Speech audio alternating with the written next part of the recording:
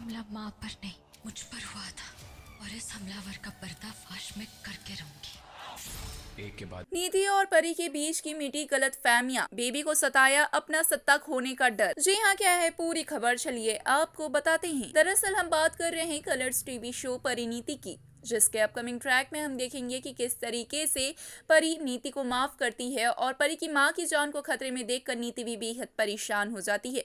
जैसे ही परी और नीति को यह मालूम होता है कि परी की मां अब पूरी तरीके से कोमा में चली गई है और उनकी जान बचाना मुश्किल है, परी और नीति दोनों एक दूसरे के गले लगकर रो पड़ते हैं, जहां पे नीति भी वाकई ही बेहद दुखी नजर आती है। यहाँ पे नीति को अपने किए पर अफसोस हो रहा है और नीति मन ही मन ये सोचती है कि वो परी को अब कभी भी मारने की कोशिश नहीं करेगी, क्योंकि जब भी वो परी को मारने की कोशिश करती है उसका ही नुकसान होता है।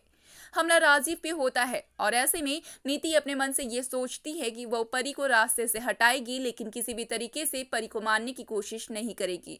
और ऐसे में बेबी ये सोच रही होती है कि अगर नीति और परी दोनों एक हो जाएंगी तो फिर बेबी का क्या होगा। बेबी का सच तो बाहर आ जाएगा और पेपे की दाल नहीं गलेगी। वहीं राजीव ये सोच के परेशान है कि आखिरकार गुंडों के साथ क्यों थी नीति, और अब राजीव को नीति पर शक हो चुका है। अब देखना होगा काफी इंटरेस्टिंग कि क्या राजीव नीति का भांडा फोड़ेंगे, क्या राजीव लाएंगे नीति का सच सभी के सामने। क्या लगता है आपको, हमें कमेंट्स के जरिए जरूर बताएं। साथ ही ऐसे और तमाम खबरों के लिए चैनल को सब्सक्राइब करना बिल्कुल भी ना भूलें।